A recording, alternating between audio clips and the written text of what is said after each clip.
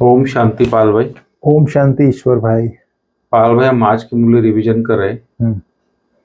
और आज बाबा ने खास बताया है अव्यभिचारी याद के ऊपर। एक होती व्यभिचारी याद, एक होती अव्यभिचारी। व्यभिचारी माना अनेकों को याद करना। जैसे अनेकों को याद करते हैं तो उसमें विक्रम विनाश नहीं होते, बाबा ने कहा। लेकिन एक को याद करने से आपके पाप नष्ट होते, विक्रम विनाश होते। जैसे आप देखते होंगे स्कूल में वो दिखाते, वो जो कांच पकड़ते थे ना, जब उसका जब केंद्र बिंदु बन के एक होता था तब जाके कागज जलता था। और किरणें सूरज की पड़ रही, वो चारों तरफ बिखर रही, लेकिन उससे किचड़ा नहीं जलता है। माना विक्रम, जैसे बाबा ने बोला कि जब तक बुद्धि एक के ऊपर एकाग्र नहीं करोगे तब तक विक्रम नहीं विनाश होंगे, तब तक पाप भस्म नहीं होंगे। तो इसी के ऊपर बाबा ने आज बोला है पाल भाई। लेकिन बाबा बोलता है कि इस याद से तुम्हारे पाप कट सकते हैं। बाप जो समझाते उसे कोई सहज मान लेते हैं। ये बात जो बाबा समझाते उसे कोई सहज मान लेते और किसी को मुश्किल लगता है। उसका कारण बाबा ने बताया। उसका कारण बाबा ने बताया पाल भाई आज कि जो बच्चे जिन्होंने बहुत भक्ति की है, आधा कल्प के पुराने भक्त हैं, वह बाप की हर बात को सहज मान लेते हैं, तो उन्हें भक्ति का फल सहज मिल जाता है। लेकिन जो पुराने भक्त नहीं हैं, बाप की बात समझ में उनको मुश्किल आती है और उनको मुश्किल लगता है बाबा की बात समझने में। और बाबा बोलता है कि दूसरे धर्म वाले इस बात को, ज्ञान को समझ नहीं सकेंगे। इसके लिए बाबा ने खास बोला है पाल भाई। तो बाबा बोलता है इस अनादि अविनाशी, अनादि और अविनाशी और बना बनाए ड्रामा को, हर एक के पार्ट को देही अभिमानी होकर, साक्षी होकर देखना। देखो कितनी सारी बाबा ने बातें क्लियर की है। एक तो अनादि अविनाशी, हर आत्मा का पार्ट बना बनाए, एक्यूरेट। तो उस हर एक के पार्ट को समझकर, वो भी आत्मा अभिमानी बनकर समझकर, तो हर एक के पार्ट को साक्षी होकर देखना है। तो इस लाइन में सारा ज्ञान समाया हुआ है पाल भाई, एक ही लाइन में। और आपने स्वीट होम स्वीट राजधानी को याद करना है। पुरानी बुद्धि, पुरानी दुनिया को बुद्धि से भूल जाना है और याद की यात्रा से पापों को नाश करना है और आत्मा को सत्व प्रधान पावन बनाना है। तो बाबा ने जो पाल भाई आज सारी शिक्षाएं दी है, आत्मा का पाप कैसे नष्ट होगा, बुद्धि में ड्रामा की बात कैसे समझ में आएगी, कैसे पाठ हर एक का साक्षी होकर देखना है, भक्ति का फल क्या है, तो डिटेल बाबा ने सारी बातें आज की मुरली में बताई। तो पाल भाई आप थोड़ा डिटेल इस मुरली को बताइए आज की। ओम शांति ईश्वर भाई। ओम शांति। आज 30 अक्टूबर 2024 की मुरली हम लोग रिवीजन कर रहे हैं। बिल्कुल। आज बाबा ने याद के लिए बोला है खास जी, एक याद जी। तो एक बाप को याद करना है जी। भक्ति मार्ग में तो अनेक जगह तीर्थ यात्रा करते थे, अनेक देवी देवताओं की पूजा करते थे। बिल्कुल। बाबा ने कहा उसमें भी मैं ही सबकी मनोकामना पूर्ण करता हूँ। बाबा बोलता है देवी देवताओं की पूजा करते हैं तो भी, बिल्कुल, क्योंकि भाई से कुछ नहीं मिलता, बाप से ही मिलता है। बाप से मिलता। सही। तो अब संगम युग पर बाप आकर के अपना परिचय देते हैं, तब अब कहता है बाबा मुझ एक बाप की ही याद में रहना है, अर्थात एक की याद में रहने को ही अव्यभिचारी याद कहते हैं। जी। उस एक परमात्मा पिता को यथार्थ जान करके, मान करके उसकी याद में रहेंगे, अपने को आत्मा समझ करके परमात्मा बाप को याद करेंगे, तब याद पाप कट सकते हैं, बाबा ने कहा। फिर बाबा ने कहा रूहानी बच्चों प्रति रूहानी बाप बैठ समझाते हैं, तुम सब बच्चे क्या कर रहे हो यहाँ बैठे हो, क्योंकि बाबा के सामने सब बाबा के बच्चे बैठे थे। तुम्हारी है अव्यभिचारी याद, एक होती है व्याभिचारी याद, दूसरी होती है अव्याभिचारी याद। तुम सबकी है अव्याभिचारी याद। किसकी याद है? एक बाप की। बाप को याद करते करते पाप कट जाएंगे और तुम वहां पहुंच जाएंगे। कहाँ? जहां हमारा घर है जी।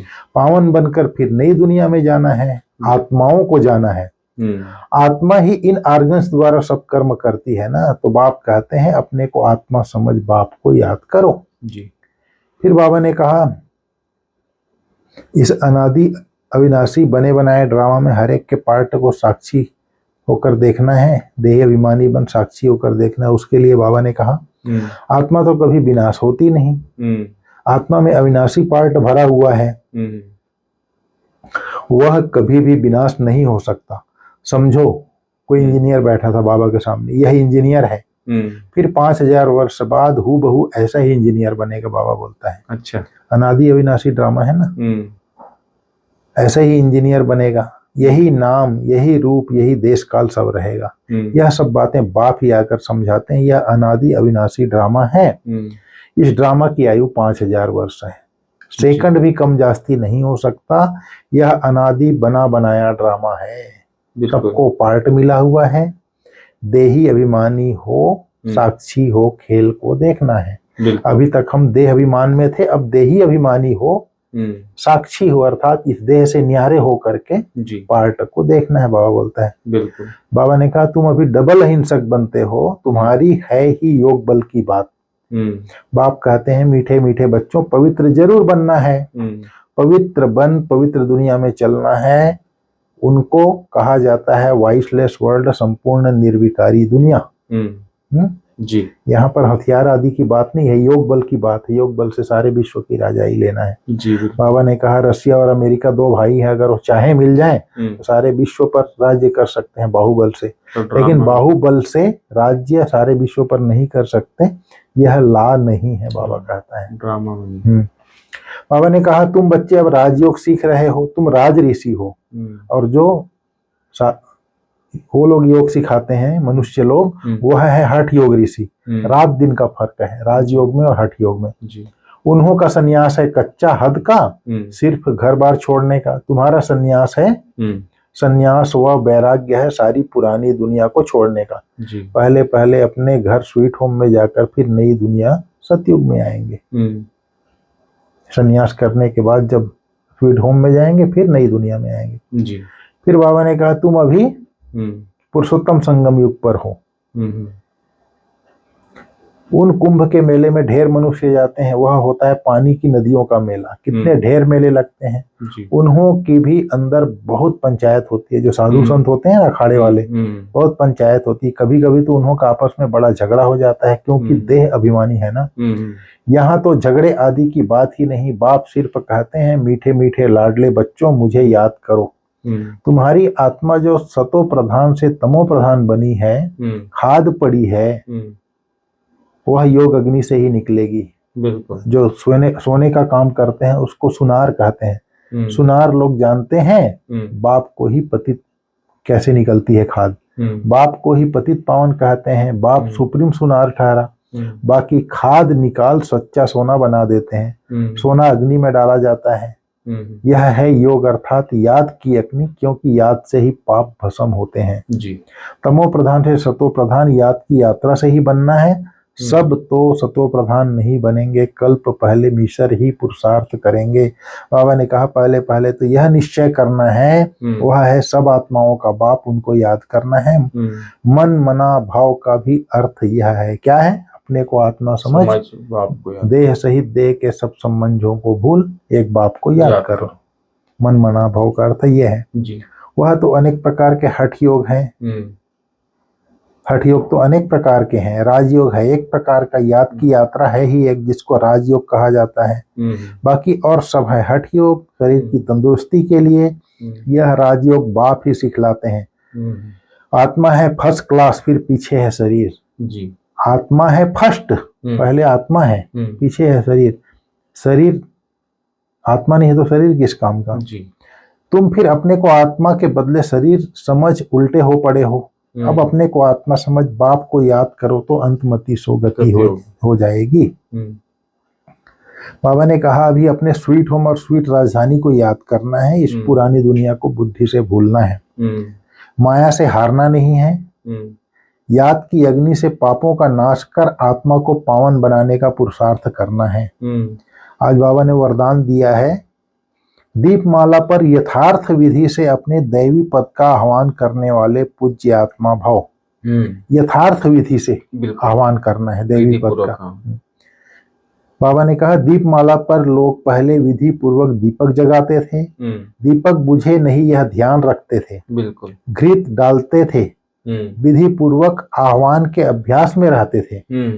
घृत डालते रहते थे बार बार बराबर। और विधि पूर्वक आह्वान के अभ्यास में रहते थे।